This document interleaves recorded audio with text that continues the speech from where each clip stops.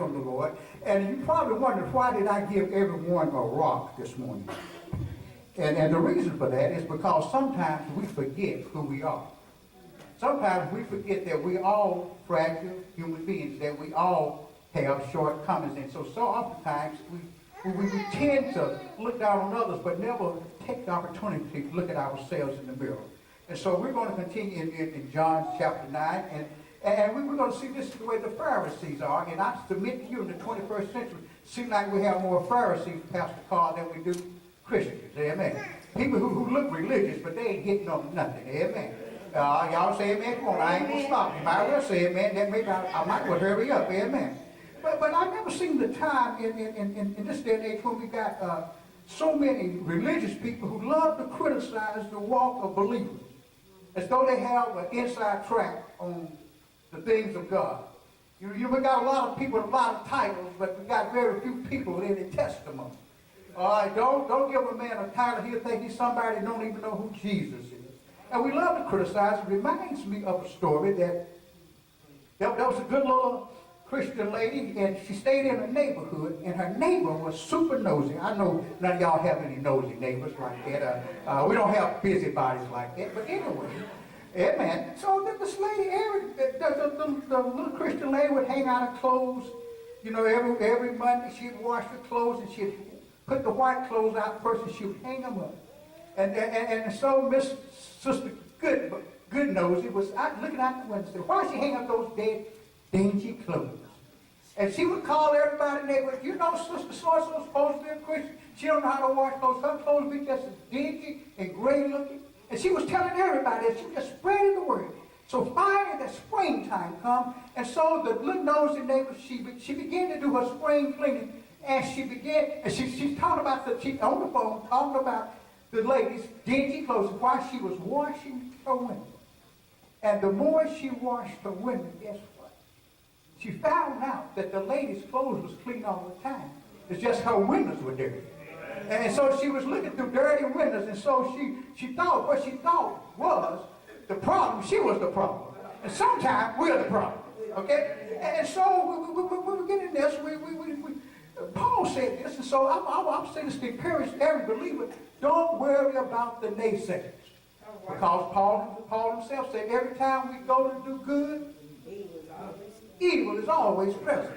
So now, but he said, we're not get excited, because he said, we wrestle not against flesh and blood, but against principality and wickedness in high places. So you got to understand, I don't care how good you are, somebody's going to complain. Amen. Now, if I was wealthy enough to give everybody a $100 bill this morning, if I could give everybody a $100 bill, guess who's going to get them to say, he could have gave us more?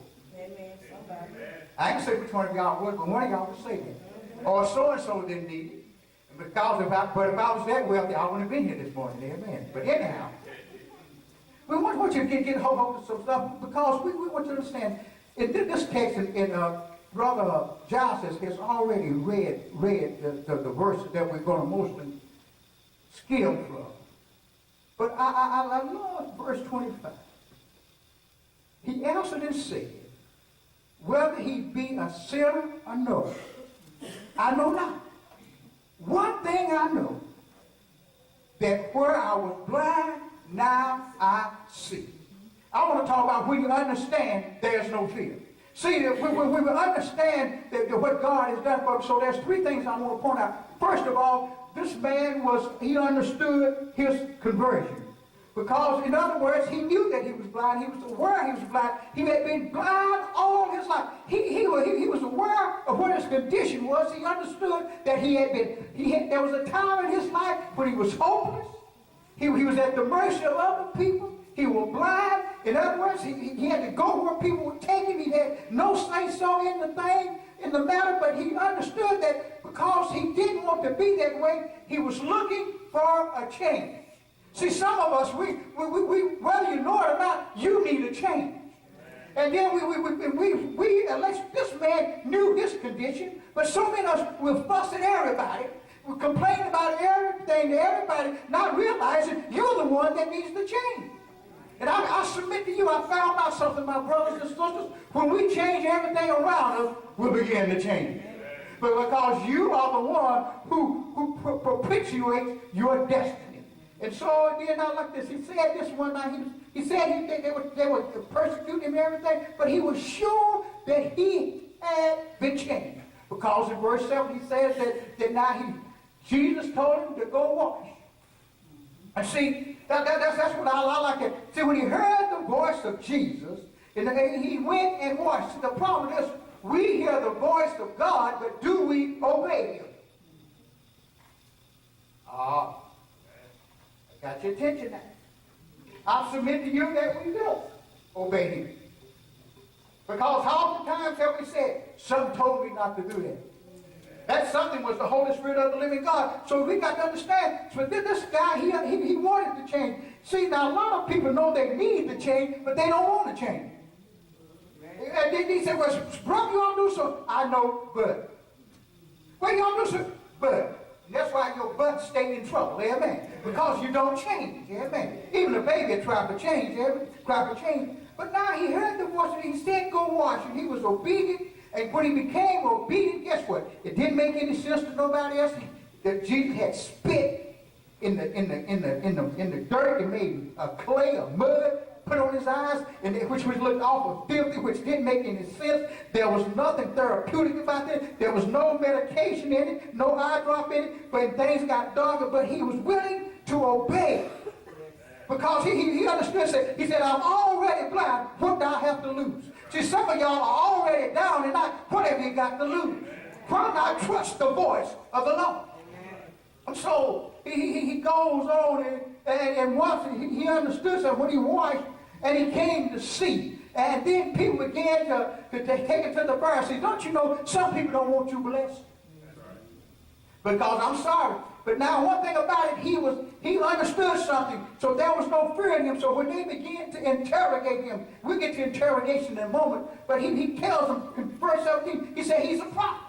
They said, no, this man ain't. He said, yes, he is. He's a prophet. He said, because guess what? I once was blind, but now I see.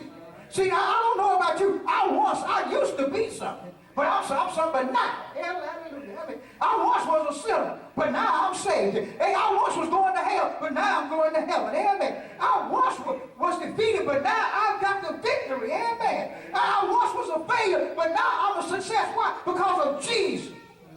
Now, he begins to say, he said, I see. In other words, I see. And so he tells me, he said, now, I've seen him. Do y'all want to be his disciples? To see, he began to witness, and that got him a little upset. But now, when we look closer here, he gave witness to God, and he says, and they were talking about Jesus was a sinner because he done it on the Sabbath day. But the man, I'm going to tell you something. Sometimes, the ignorant folks are the most gifted believers there is. Amen. Religious folks are not necessarily believing folks. Because, just because you got a degree, you might have a PhD or BA and all that other stuff, but if you ain't been born again, you ain't got nothing. Yeah? See, I told you the other week, a lot of people, the knowledge of God does not mean you know God. Amen. So you got to understand. So he begins to witness to these men. Now, these were people who were supposed to be experts on the law, and he tells them, he says, now, y'all know this, in verse 30 through 33, he said, now, y'all know God don't hear sinners.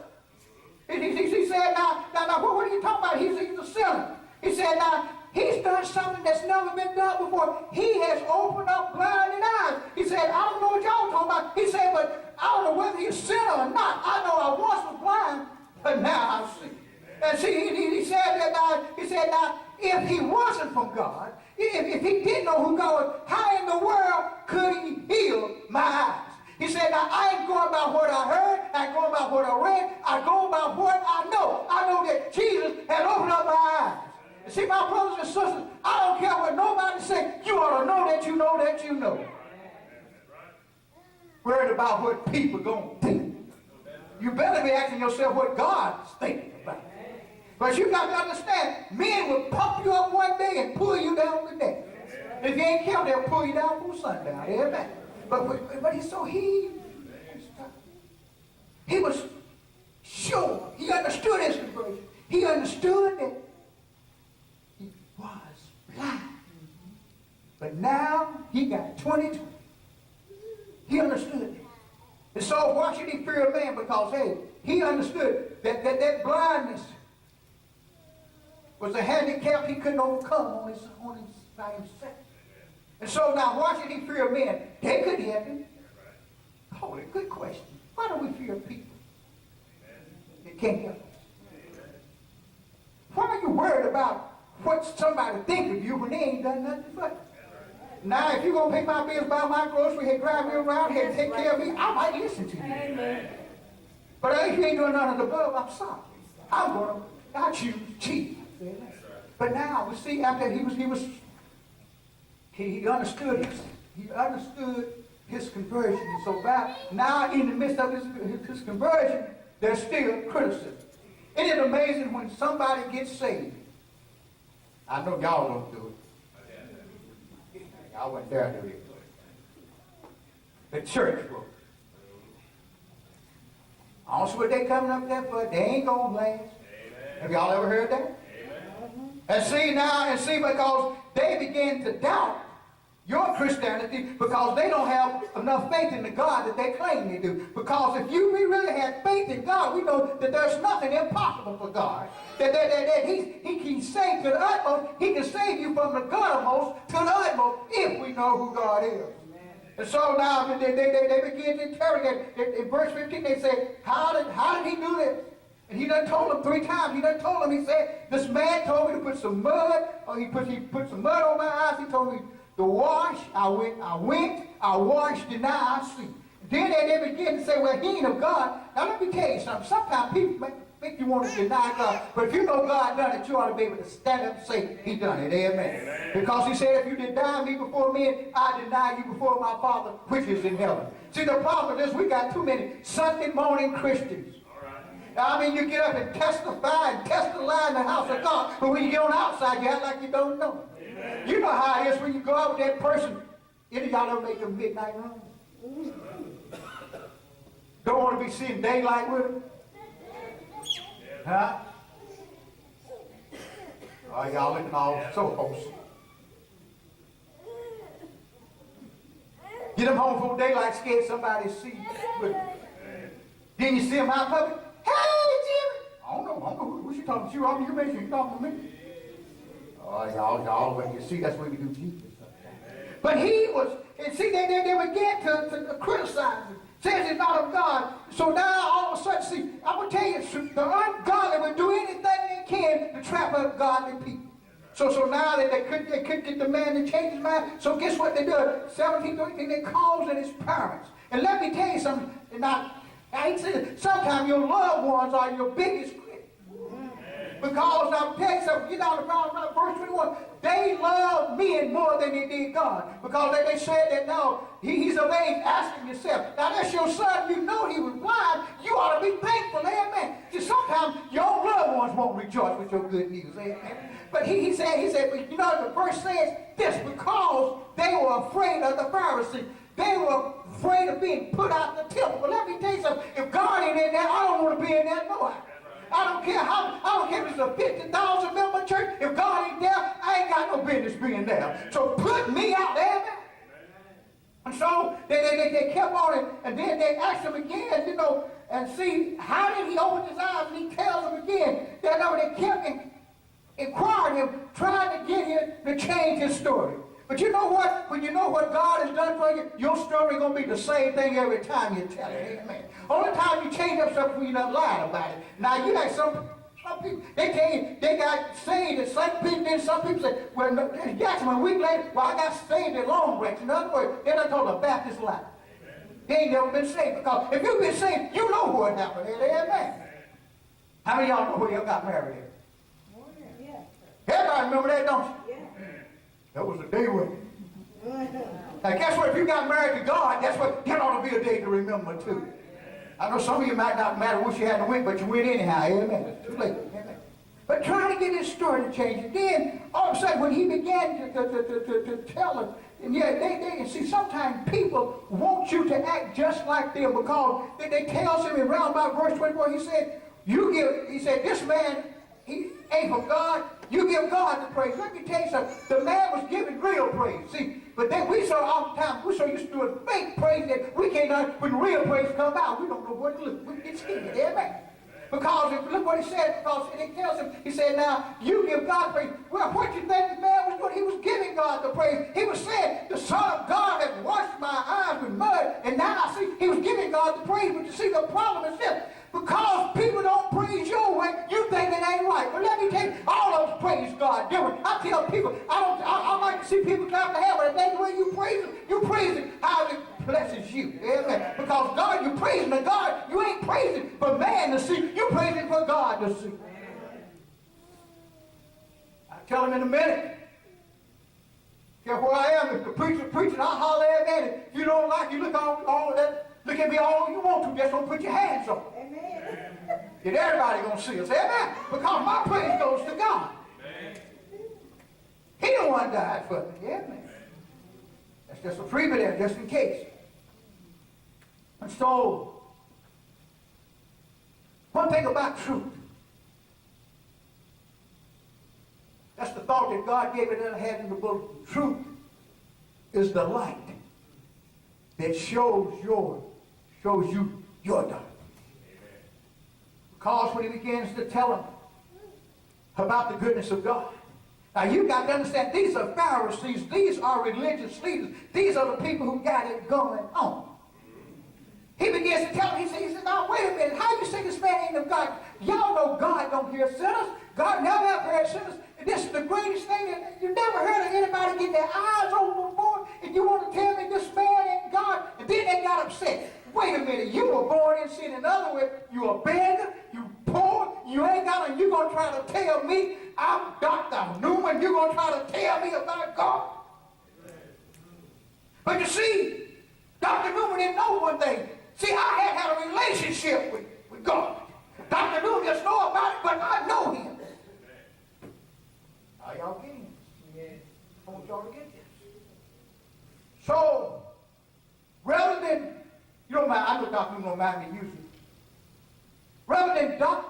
Newman bowing down to the truth, he gets upset. I'm going to tell you, the truth will make you mad. I tell people that all the time. If anybody, how many of y'all here married? How many of y'all got kids? Don't that spouse make you mad sometimes? Yes. Don't they get on your last nerves? Yes. Don't they get on nerves you know you didn't have, huh? Yes. Don't they get you highly upset? Yes. Don't they make you want to talk in a known tongue? Yes. All because they told you the truth, huh? Truth ain't always pleasant when you're wrong. So rather for them to admit the truth and say Jesus is the way, the truth, and life, but rather than admit the truth from a man, poor man, blind, former blind man, a man that has nothing. I don't want to hear it because he don't have nothing intellectually to tell. He doesn't know enough about the scripture to tell. He's poor, so he can't tell. So they brush him out. Matter of fact, they keep him out. How often do we brush out people? Because they don't look like we expect them to. They don't talk correct English. I'm going to tell you something. Eels and ain'ts is better than wheels and won'ts. So, they keep him out. But here's the good part about it, and I'm just about through. Even though he was keeping out, but because he was sure of his conversion, he understood his conversion. I mean, he knew beyond a shadow of a doubt. Even though men put him out. Look what happened. Verse 35. Jesus was aware of what was going on. Because when Jesus heard that he had been kicked out, Jesus went to him. it great when man say no? God says yes. See, for one thing, God's ways are not like your ways. And see, his ways is high as from the heaven, as a way from heaven is from the earth. But when look like all hope was lost, even his own mom and daddy wouldn't vouch for it. Even the Pharisees didn't want nothing to do with it. Here comes the Son of God right by his side. Somebody needs to hear this. I don't care what you're going through. If you are sure, you know that you know, and you understand that you've been born again, God is right there. I don't care. You have nothing to dread, nothing to fear, because God, he said, I'll never leave you nor forsake you. So he's right there, regardless of what it looks like, regardless of what it feels like. God is still there. But now, can you ask me a question? And then I believe it'd be fitting to ask that same question that Jesus asked this young man in verse 35. Do you believe on the Son of God? Do we really believe in the Son, on the Son of God? Are they just mere words that we say to appease our conscience and to sound intellectual? But do we believe on the Son of God? And see, the young man said, who is it that I might believe on him? Jesus said unto him, thou hast both seen him and he that talked with thee. And look what he said in verse 38. And he said, Lord, I believe. And he worshiped. How many of us today can really say that we believe on the Son of God? Well, some of you don't know. I'm going to tell you who the Son of God. The Son of God is just that. He was the man who was conceived by the Virgin Mary, who came down on this earth to deliver you from your sins and to heal us from all our disease. That's who he is. That's the one when nobody else want to be around you. He's still standing there with his arms wide open. You stop and think, when everybody turns their back on you, he'll never walk away. And I'm talking about the Jesus, that's the one who's made a way out of nowhere. Some of you have been in predicaments where you should have got caught. You should have went to jail, but somehow God got you out of the mess. That's what I'm talking about, the Son of God. Some of you, like me, you've been sick when they said you wouldn't make it, but somehow he put that balm of Gilead on your sickness, and now you're healed. See, he's the only man that'll take it away, y'all, because you can't fool him. You can't snow him. He already knows what you think before you think it, but he loves you anyhow. This is the one who will take away all your sins. This is the one who will wash away all your sins. I don't want to get excited, Chip. But you know, thank you, Holy Spirit, that word wash is good. Because he tells me, even when the man saw him, he said, I went and I washed. See, some of us need to be washed in the blood of the Lamb. That's the only way you can know who the Son of God is. You got to be born again. See, you can't, and people talk about, well, God knows my heart. But let me tell you, if you've been born again, you ain't wanting to do the things you used to do. You want to change. You want to be better. You want to glorify God. It ain't about you anymore. It's all about God. So if you think more about people than you do God, that's your God. You don't know the Son of God. But let me tell you something. To me, I like to eat, but you know what? I like honey biscuits, but I'm going to tell you, he's sweeter than honey in the rock. He's brighter than a morning star. Guess what? He smells better than a rose of Sharon. He's more beautiful than the lily of the valley. He's everything that I need. He's my Alpha and Omega. When my wife turned her back on me, he still said, I love you. Guess what? Yeah. And everybody else leaving you. He said, what's happening, boy?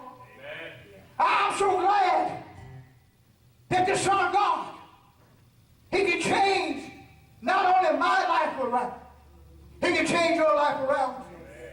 And see, one thing about it, when he changes, you are a new creature. Regardless of whatever your situation is, if you believe on the Son of God, you got to understand he came to pardon not some of your sins, but all your sins. years ago. But that don't mean nothing if it's erased off the eternal blackboard. I tell people all the time, you can go ahead and remember my past. Load it up, carry it around, but I ain't there no more. I once was. What you really realize, what you said is what I used to be. But now I know who I am. I'm free from all my past. He said one thing about it, when I met the Son of God, I left hell and I'm signed up for eternity. And people don't understand, I'm already walking in eternal life. The day that you found Christ, you're walking in eternal life. I don't have to die to get it. I already got it. You know why I got it? Because no weapon formed against me will ever prosper. Because I'm more than a conqueror through Christ Jesus. I've already got the victory. I might have to cry sometime, but I know it won't be forever, because he said, weeping may endure for the night, but joy will come in the morning. See, when you know that, when you understand who you are in Christ, you never have to walk with your head hanging down. Because you might have, like a lot of us, like myself, when I once walked in darkness, but now I'm walking in the light. I once was weak, but now I'm powerful. I ain't talking about the biceps and triceps. I still ain't got nothing, but I'm still powerful. One time we once were in bondage, but when you're in Christ, you're free.